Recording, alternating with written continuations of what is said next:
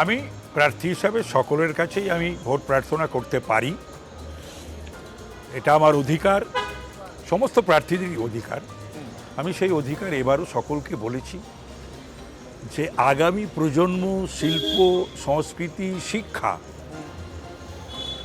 কর্মসংস্থান এবং এই যে মমতা ব্যানার্জি একটা বিশেষ সম্প্রদায়কে তোল্লা দিয়ে প্রতিদিন যে তারা আমাদের সম্প্রদায়কে অর্থাৎ হিন্দু সম্প্রদায়কে আঘাত করছে, আহত করছে এবং নিহত করছে, বাড়ি ছাড়া করছে, ঘর ছাড়া করছে, দোকানপাট পুড়িয়ে দিচ্ছে, এই সমস্ত কথা ভেবে যাতে শুধু পশ্চিমবঙ্গবাসী আতঙ্কিত নয়, উদ্বিগ্ন নয়, দেশেরও সার্বভৌমত্ব এবং আভ্যন্তরীণ নিরাপত্তার সঙ্গে জড়িত এই জামাতরা যেভাবে বা বিভিন্ন জঙ্গি সংগঠনের আনাগোনা এই পাকিস্তানের বা বাংলাদেশের এইসব চিন্তা করে প্রত্যেকের কাছেই আমি গেছি এবং এই যে সরকার রয়েছে অকর্মণ্য সরকার, অপদার্থ ব্যর্থ সরকার মমতার নেতৃত্বে, তার অবসান চেয়েছি, সকলের কাছেই ভোট প্রার্থনা করেছি।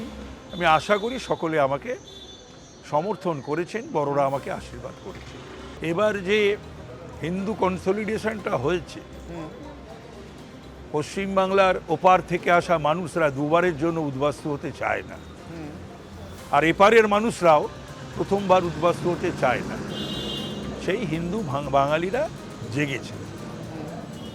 পুত্রের মতন হয় তাকে পুত্রবধ বলা হয়, কন্যাবধ না। না, সাধন পাণ্ডে কোনো ফ্যাক্টরি নয় মানিকতলায়। তাহলে পরে তো কংগ্রেস ফ্যাক্টর হতো, হ্যাঁ, পরিবারতন্ত্রে রাহুল প্রিয়াঙ্কা ফ্যাক্টর হলো, ভারতবর্ষের মানুষ তো গ্রহণ করলো না। আর এই পরিবারতন্ত্রে মমতা অভিষেককেও গ্রহণ করছে না।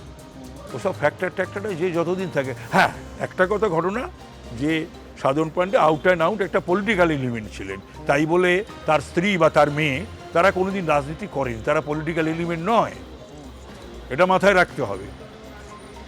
আমি শেষ প্রশ্ন করবো বলেছিলাম, তবু আরেকটা প্রশ্ন না করে পাচ্ছি না। আপনার সঙ্গীত বিচ্ছার কথা যেহেতু জানি, সঙ্গীত স্পৃহার কথা জানি, আজকে রাতে তাপস রায় কি শুনবেন? উচ্চাঙ্গ সঙ্গীত, রবীন্দ্রসঙ্গীত, আধুনিক নাকি অন্য কিছু? ডিজে একটু যদি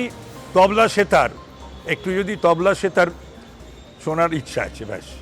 তবলা আর গান খুবই ভালোবাসি, সেটা অবশ্যই রবীন্দ্রসঙ্গীত বা লতাজি বা কিশোর কুমারের গান।